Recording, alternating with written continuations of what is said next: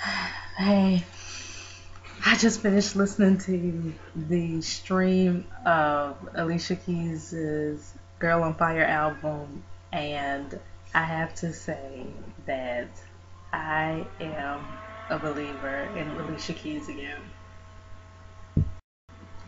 After her last album, well, I guess after the last couple of albums, I started to get kind of disappointed in Alicia Keys, and I'm just talking about music. That's it. Because it just seemed that from 2007 until now, her voice had deteriorated. Am I saying that right? Anyway, deteriorated immensely. And I was like, what's going on?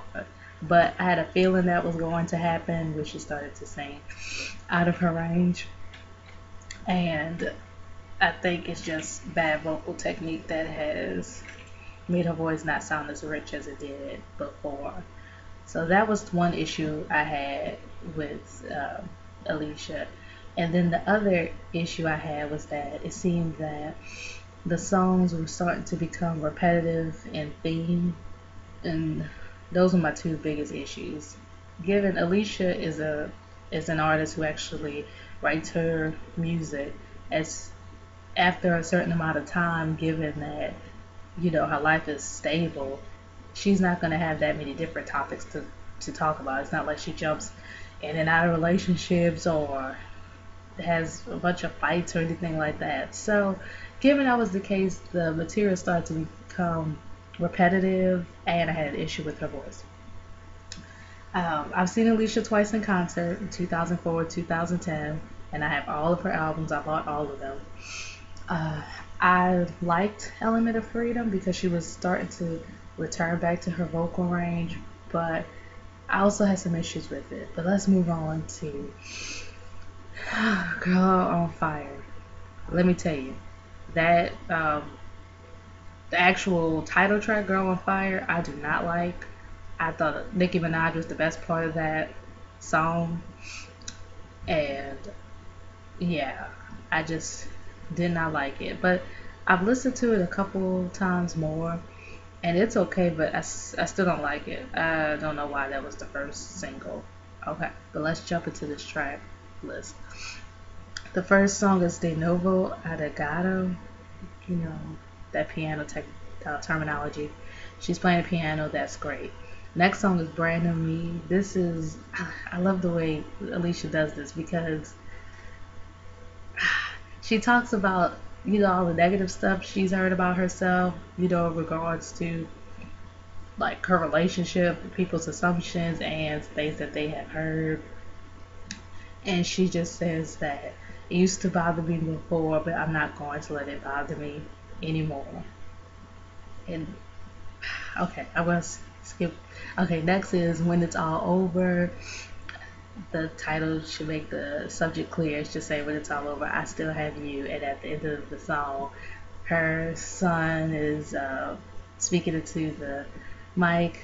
Next is Listen to Your Heart. Just say do what your heart tells you to. Then is New Day. A lot of people said that should have been the first single. I don't like her vocals at all on that song. But overall, the song has a good theme and I like it. But let's move on. Girl on Fire, you know how I feel about that song. Okay, this is where Alicia starts to get serious. She is not playing. She comes next with Fire We Make with Maxwell, and this is where Alicia shines. It's the romantic Alicia, but not like, because see, Alicia's never done the whole overt sexy in your face thing. She knows how to be romantic and classy. It is so good. And Maxwell's so great. She's like, I can't say, but that's what she does. And then the next song is Tears Always Win. And yes, so the next song is Tears Always Win.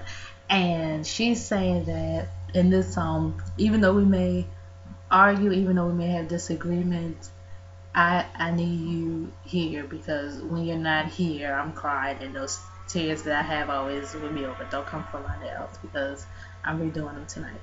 But yeah, Tears Always Win, that's the theme.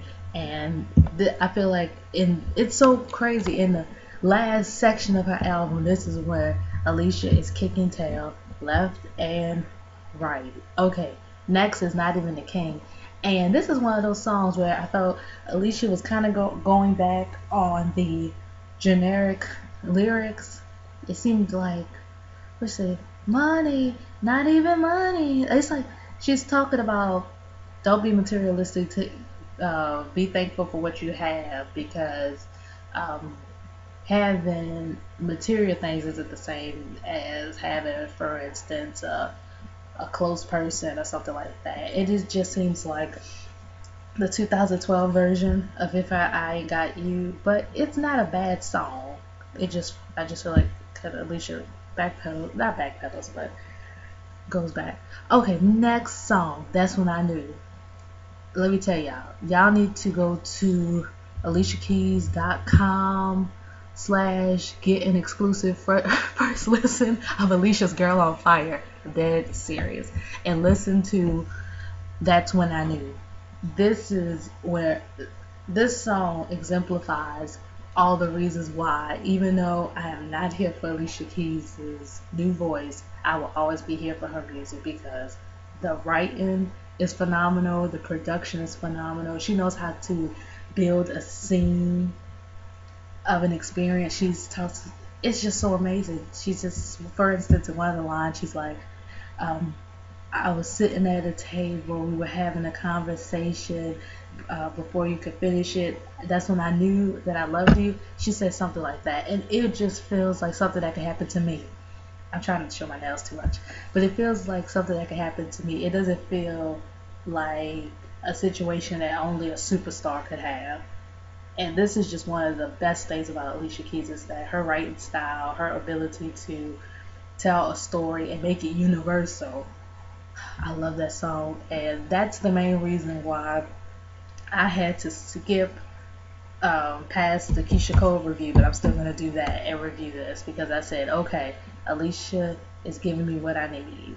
Okay, next song, Limitless. That's what she gives me, kind of like a beat. I just started going like this automatically when Limitless came on. I'm trying to find a way to play it, but iTunes is being shady.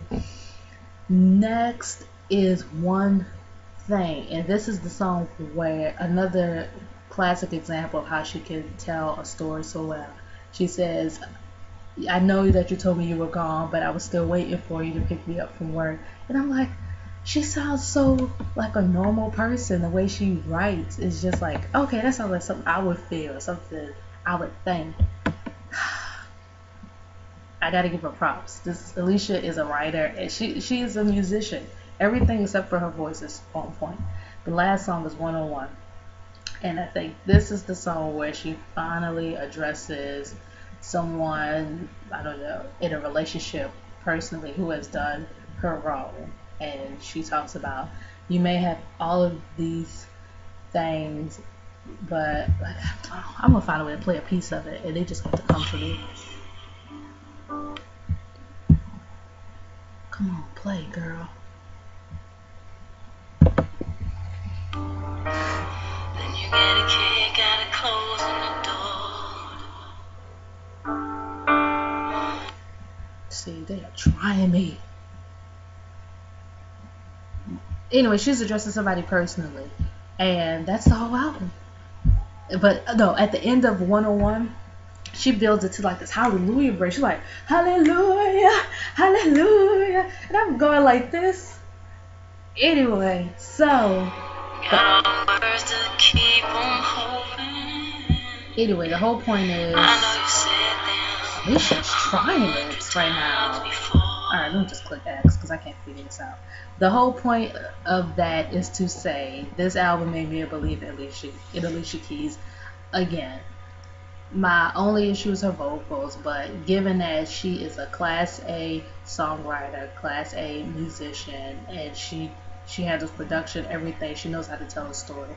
I had to give this album, gosh, I want to say a B because I hate like maybe 2 of the songs on there, and it's only 13.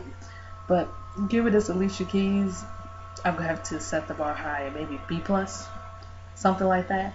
Okay, I'm going to buy the album. I was not planning on buying the album, but Alicia has made a believer out of me, and I'm back on the Alicia Keys bandwagon. And that's cool. And I want you all to listen to the stream and tell me if it makes you a believer in Alicia Keys too, like it did with me. Okay, bye.